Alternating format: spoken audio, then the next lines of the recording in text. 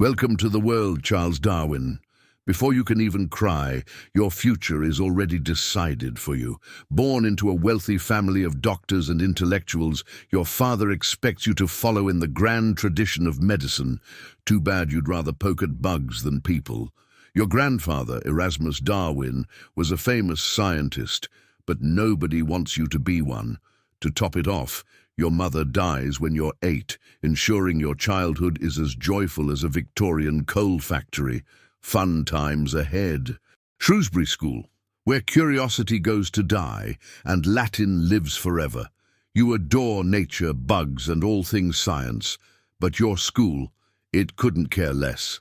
Instead of studying the wonders of the natural world, you're drowning in Greek and Latin, because nothing says practical education like reciting ancient texts. Your father calls you lazy for preferring fields over grammar books. Then comes medical school in Edinburgh, where you witness surgery without anesthesia. You faint, a lot. Still having fun, Charles. Cambridge University, a fresh start, or at least a way to avoid slicing open another unconscious but very much awake patient. Since medicine is off the table, your father decides you'll become a respectable clergyman. Surely, studying God will keep you away from all that science nonsense. Except, plot twist, Cambridge is crawling with naturalists, and you spend more time collecting beetles than reading the Bible. You befriend John Henslow, a botany professor who fuels your curiosity. Suddenly divinity looks dull, and nature looks revolutionary. Uh-oh.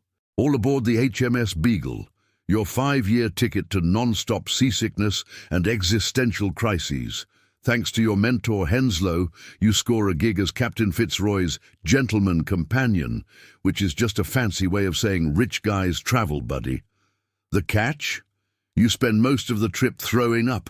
Between bouts of nausea, you explore South America, stumble upon giant fossils, and notice that Galapagos tortoises have suspiciously different shells. Maybe species change over time? Careful, Charles. Those thoughts could get you excommunicated, but hey, at least the vomiting keeps things exciting. Back in England, you have a groundbreaking discovery. Species change over time. But announcing that, that's a fast track to becoming society's favorite heretic. So instead, you sit on it. For 20 years, you marry your cousin Emma, because Victorian genetics were apparently an afterthought, and develop a mysterious chronic illness, probably stress from knowing your entire worldview contradicts centuries of religious dogma.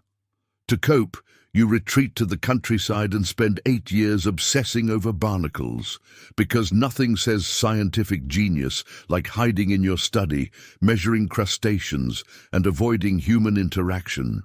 After 20 years of overthinking, you finally prepare to drop your evolutionary bombshell, only to find out that Alfred Russel Wallace has also figured it out. Great.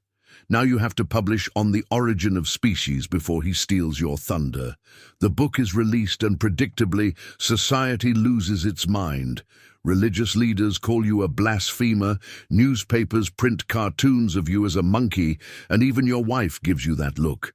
You've just revolutionized biology, but all people care about is, wait, are you saying my great-great-grandpa was a chimp?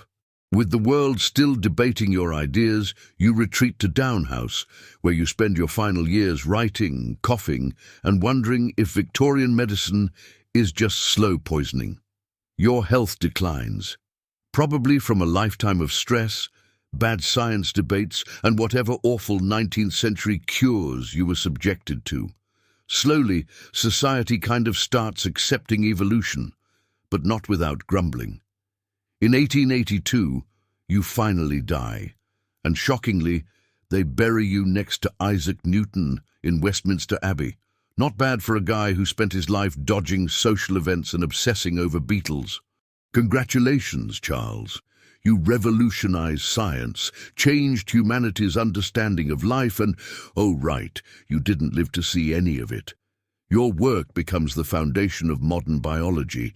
Evolution is accepted, mostly, and natural selection is now the scientific backbone of genetics. Of course, people still argue about it today because humans love a good debate, no matter how much evidence exists. But hey, your name is immortal in science, textbooks, and endless internet discussions. Your reward? Not being around to enjoy any of it. Typical.